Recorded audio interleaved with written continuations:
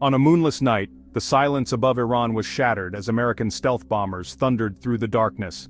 These aircraft, nearly invisible to radar, soared over the landscape with a single audacious mission: to strike at the heart of Iran's nuclear ambitions. The world below slept, unaware that history was unfolding in the skies above. Their target was clear: some of Iran's most critical and heavily fortified nuclear sites. This was Operation Midnight Hammer, a meticulously planned assault designed to cripple Iran's nuclear program in a matter of minutes. Explosions lit up the night as precision-guided munitions struck deep into concrete bunkers and underground facilities, sending shock waves through the region and the world. Within hours, the White House moved swiftly to control the narrative. Officials declared a resounding victory, announcing that Iran's nuclear capabilities had been set back by at least a decade. The president addressed the nation, assuring Americans and allies alike that the threat had been neutralized, and that American power and precision had once again prevailed on the world stage. News outlets around the globe echoed the official story. Headlines proclaimed the success of the operation, painting a picture of overwhelming military might and flawless execution. The world was told that the danger had passed, and that the future was now safer thanks to decisive American action. But beneath the surface, doubts began to emerge almost immediately.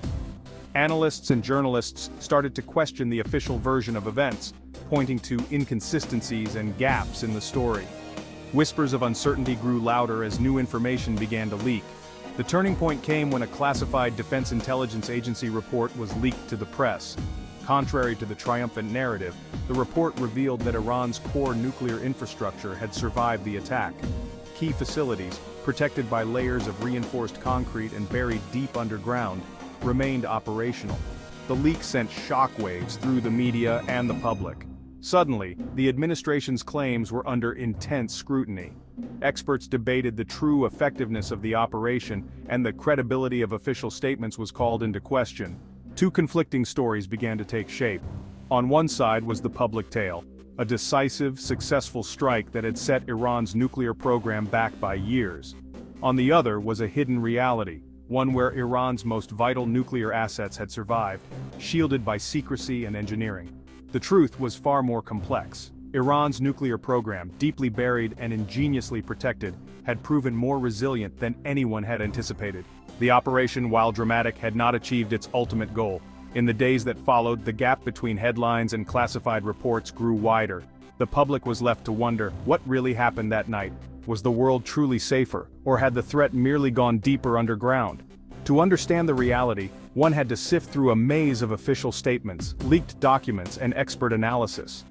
The search for truth became a battle of narratives, with each side presenting its own version of events. In the end, the aftermath of Operation Midnight Hammer was about more than bombs and bunkers. It was a test of trust, a lesson in the power of perception, and a stark reminder that in the shadowy world of international conflict, the line between victory and uncertainty is often blurred. The world now faced an uncertain future, shaped as much by secrets as by the echoes of that fateful night. The president stood before the nation, his expression grave yet resolute, as millions of Americans watched from their living rooms. The weight of the moment was unmistakable. This was a turning point, a night that would be remembered for years to come. With unwavering confidence, he described Operation Midnight Hammer as a flawless mission, a testament to American ingenuity and military might. The president assured the public that every objective had been met, every risk calculated and contained. According to the official account, B-2 bombers and F-35s streaked across the night sky, striking Natanz, Fordow, and Arak.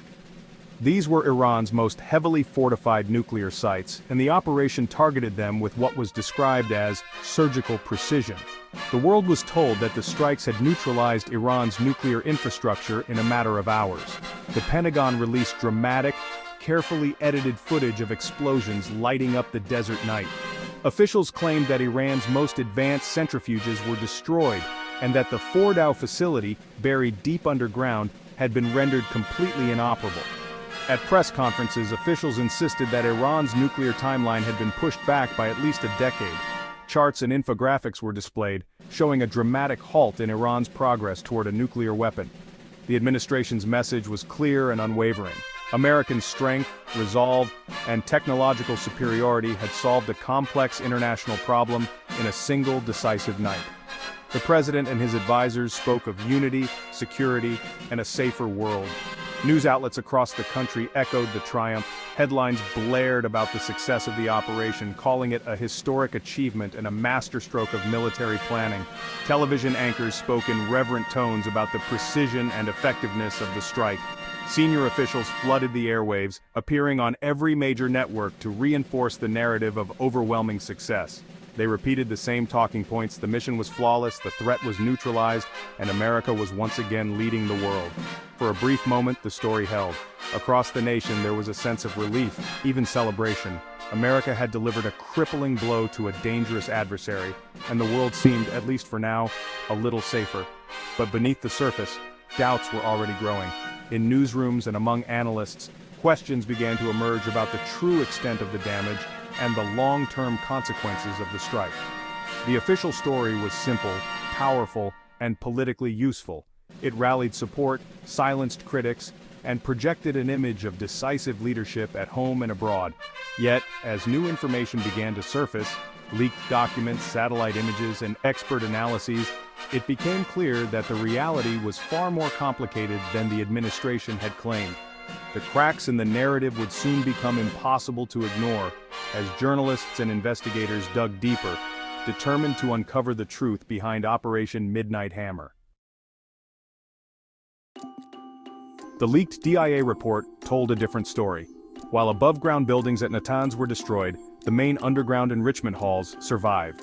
Fordow's deepest chambers, protected by a mountain, remained operational. The so-called bunker buster bombs failed to reach Iran's most critical assets. The report warned that Iran could restart enrichment within months, not years. It also noted that covert facilities untouched by the strikes likely still existed. The leak shattered the illusion of total victory, exposing the limits of the operation. The credibility gap between public claims and classified reality was now undeniable. Iran's nuclear program was built to survive attack. Surface structures, workshops, and admin buildings were easy targets, and their destruction made for dramatic footage. But the real heart of the program was buried deep underground, shielded by rock and concrete. Fordow, built into a mountain, was designed to withstand even America's most powerful bombs. The GBU-57 bunker buster could not penetrate deep enough to destroy the main enrichment chambers. Iran's strategy of dispersal and fortification paid off. The strikes demolished what was visible but failed to cripple the core. This was not a failure of intelligence, but a confrontation with the physical limits of military power. A determined state can always dig deeper. The operation exposed the challenge of destroying a hardened, resilient nuclear program. The DIA leak triggered a political firestorm in Washington, sending shockwaves through the highest levels of government. Overnight, the city was abuzz with speculation, as lawmakers, journalists, and citizens alike tried to make sense of the revelations. The leak exposed not just sensitive information but also deep divisions within the political establishment. The White House moved quickly to condemn the leak, labeling it a grave threat to national security. Officials emphasized the potential risks to ongoing operations and the safety of American personnel. In response, the administration launched a full-scale investigation, vowing to hold those responsible accountable and to prevent future breaches. As the story unfolded, government officials began to shift their language. What was initially described as a total success was now being called severely degraded rather than destroyed. This subtle change in tone did not go unnoticed by the press or the public, fueling further questions about the true state of the program.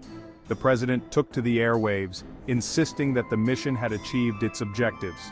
Yet, for many observers, the technical details revealed in the DIA report seemed more credible than the administration's reassurances. The gap between official statements and leaked facts widened, deepening public uncertainty. In Congress, the fallout was immediate and intense. Lawmakers split sharply along party lines. Supporters of the administration rallied to its defense, while critics demanded public hearings and greater transparency. The debate grew heated, with accusations of cover-ups and political maneuvering flying across the aisle. Soon, the focus of the debate shifted. No longer just about Iran, the conversation turned to the credibility of the U.S. government itself. News anchors and analysts questioned whether Americans could trust their leaders to tell the truth in times of crisis. Across the country, public trust plummeted. Where there had once been support, confusion and skepticism now took hold. Polls showed a sharp decline in confidence, as Americans struggled to separate fact from political spin. The unfolding story quickly became a case study in the dangers of political spin and the manipulation of public perception. Journalists and commentators drew parallels to past scandals, warning of the long-term consequences for democratic accountability. In the end, the fallout was about more than just military results. It was a crisis of trust and transparency, raising fundamental questions about the relationship between the government and the people it serves. Operation Midnight Hammer left behind not only strategic uncertainty, but also a profound crisis of confidence at the very heart of American democracy, a moment that would be remembered for its impact on the nation's faith in its own institutions. In Tehran, the government projected defiance. State TV showed calm streets and leaders vowing resilience. Officials led journalists to Natanz, highlighting the untouched underground halls. Reconstruction was promised, bigger, better, and deeper. Behind the scenes, Iran accelerated efforts to harden and disperse its assets. Hardliners pushed for withdrawal from nuclear agreements, arguing only a bomb could guarantee security. Internationally, Iran played the victim, seeking to isolate the US and win support at the UN. The strikes became a rallying point for both propaganda and strategic adaptation. The world's response was mixed: alarm, condemnation, and private relief. European allies worried the strikes had killed diplomacy and strained alliances. Russia and China condemned the attack, calling it illegal and destabilizing. At the UN, the US was cast as a reckless aggressor. Nuclear experts warned that bombing knowledge is impossible. Iran's know-how survived. The IAEA's ability to monitor the program was crippled, raising fears of unchecked nuclear activity. Analysts predicted Iran would accelerate its efforts, convinced a nuclear deterrent was now essential. The consensus: the strikes made a nuclear-armed Iran more likely, not less. The operation was seen as a strategic blunder by much of the expert community. The world was left more divided and less secure. The future is uncertain and dangerous. Iran may retaliate militarily or escalate its nuclear program, enriching uranium to weapons-grade levels. Withdrawal from the Nuclear Non-Proliferation Treaty and expulsion of inspectors are real possibilities. The US faces a dilemma: escalate further or accept a nuclear Iran. A return to diplomacy is possible, but trust is shattered and both sides are wary. Most likely tensions will simmer, with Iran accelerating its work in secret. The US is under pressure to act tough, but military options are limited. The world waits, anxious, as the crisis enters a new, unpredictable phase. Operation Midnight Hammer didn't resolve the nuclear issue. It made it more volatile. The next moves will shape the region and the world for years to come. Operation Midnight Hammer is a lesson in the limits of power. Even the world's most advanced military can't solve every problem with force. Iran's underground strategy proved a formidable defense. The gap between public triumph and classified truth damaged trust at home and abroad. Unilateral actions strained alliances and emboldened adversaries. Real security is built on diplomacy and credibility, not just bombs. The operation failed to end Iran's nuclear ambitions and left the Middle East on edge. The true danger lies not in failed bombs, but in the illusion that force alone can bring lasting peace.